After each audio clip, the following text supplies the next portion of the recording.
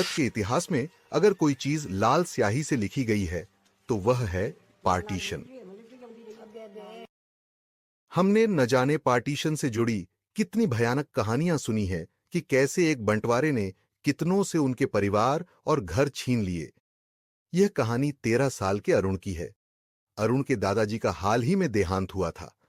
अरुण के दादाजी का घर अंबाला के पास एक गांव खारी खेड़ा में था और उनके पापा शादी के बाद से कभी उस घर में वापस नहीं आए थे और अब अरुण के पेरेंट्स उस घर को जल्दी से बेचकर वापस जाना चाहते थे। वह मकान देखने में बहुत आलीशान था, पर उसके लिए उन्हें कोई भी बाहर नहीं मिल रहा था। कोशिशों के बाद एक खरीदार मिला, पर उसे खारी खेड़ा गांव पहुंचने में 5 दिन का समय लगने वाला था। इसके चलते अरुण के पापा ने डिसाइड किया कि वह तीनों एक हफ्ते के लिए उसी घर में रहेंगे। अरुण उस घर में रहकर बहुत खुश था। वहां एक बड़ा सा ब्रांड तथा खुली हवा पर आसपास बहुत से बच्चे भी थे जो वरुण के साथ शाम को खेला करते थे। एक दिन ऐसे ही बगीचे में खेलते खेलते अरुण का पैर किसी चीज से टकराया और वह जमीन पर गिर गया है कि उसने अपने कपड़े साफ करके देखा तो उस बगीचे की मिट्टी एक जगह से ऊपर उठी हुई थी। अहे अरुण उसे छेड़ा तो उसे वहां पर जमीन में कुछ उर्दू में लिखा दिखाई दिया कि जैसे ही अरुण अच्छे से देखने के लिए मिट्टी हटाने लगा, उसे ऐसा लगा कि उसके बालों को किसी ने पीछे से पकड़कर खींचा हो। अरुण थोड़ा घबरा गया। उसने इधर उधर देखा तो वहां कोई भी नहीं दिखा। वह से अपना बहन समझकर फिर से मिट्टी साफ करने लगा और उसने देखा कि उर्दू के नीचे इंग्लिश में भी कुछ लिखा हुआ था कि यहां से देखने पर उसे समझाया कि वहां इस्माइल खान लिखा था। अरुण ने उस नाम को जैसे ही बोलकर पढ़ा, उसके सर के बालों को किसी ने जोर से पकड़ लिया और उन्हें बालों से उसे ऊपर उठा लिया। अरुण दर्द से कराहने लगा कि उसने देखा कि उसके पैर अब हवा में थे और उसे अपने आसपास कोई भी दिखाई नहीं दे रहा था। अरुण जोर जोर से रोने लगा और तभी उसके बालों से पकड़ हटी और वह नीचे गिर गया। आप है। अरुण रोता रोता घर के अंदर चला गया और चुपचाप जाकर अपने कमरे में सो गया। उसने किसी से कुछ नहीं कहा कि अगली सुबह 15 अगस्त अब हमें ही देशभक्ति थी। मोहल्ले की सभी बच्चे हाथ में तिरंगा लिए गली गली घूम रहे थे। अरुण भी उनके साथ ही घुल मिल गया। अपने साथ हुए हादसे को बिल्कुल भूल ही गया था। शाम तक बाहर घूमने के बाद अरुण थक कर घर वापस लौटा। तब उसने देखा कि पतंग उसके घर के बगीचे में लगे एक पेड़ पर अटक गई थी और उनको तब याद आया कि वही जगह थी जहां कल शाम उसके साथ वह बुरा हादसा हुआ था है। अरुण ने देखा कि उस बगीचे में पेड़ की डाल पर एक दिया भी जल रहा था है। अरुण को डर तो लग रहा था, पर वह पतंग बहुत बड़ी और खूबसूरत थी।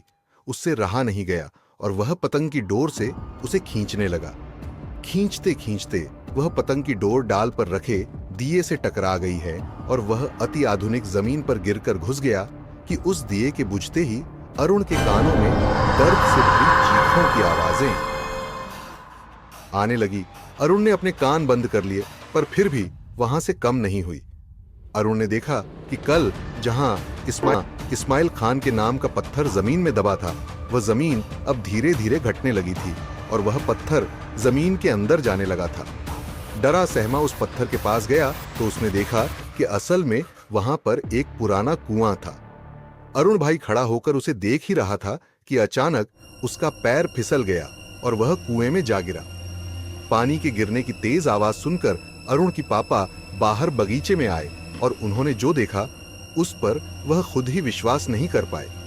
उन्होंने देखा कि कुएं के किनारे एक आदमी सर पर टोपी पहने खड़ा था। उसके पूरे शरीर पर गहरे घाव थे और उसकी गर्दन पर एक बहुत गहरा कट लगा हुआ कि वह किसी भयानक युद्ध से कम नहीं लग रहा था। वरुण के पापा को गुस्से से कहने लगा, मैं यहां से कभी नहीं जाऊंगा, ये घर, यह समीर मेरी है।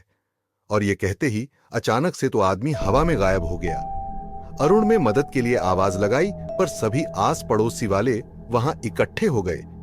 एक बूढ़ा आदमी वहां एक दिया लेकर खड़ा हो गया और बाकी सब मिलकर अरुण को कुएं से बाहर निकाल लिया। से बाहर निकलकर अरुण जो बताया उससे सबके रोंगटे खड़े हो गए। उसने कहा कि जब वह कुएं में था तो उसे एक मुस्लिम आदमी के मरने के विजेंद्र दिखाई दिए। उसने कहा कि दंगों में बुरी तरह घायल होने से उस आदमी की मौत हो गई थी।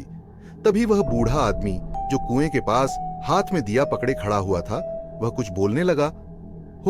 उस आदमी ने सबको बताया कि अरुण की दादाजी के आने से पहले वह घर इस्माइल खान नाम के एक आदमी का था, कि आजादी के समय जब बंटवारा हुआ तो इस्माइल खान का पूरा परिवार पाकिस्तान जाने को राजी हो गया था, पर इस्माइल में अपना घर छोड़कर जाने से साफ इनकार कर दिया। और उसके साथ वही हुआ जिसका डर था। दंगाइयों ने उसे मारकर उसकी लाश को उसी कुएं में फेंक दिया कि जब अरुण की दादाजी यहां आए तो उन्हें कुछ ही दिनों में पता चल गया कि वह घर में अकेले नहीं थे।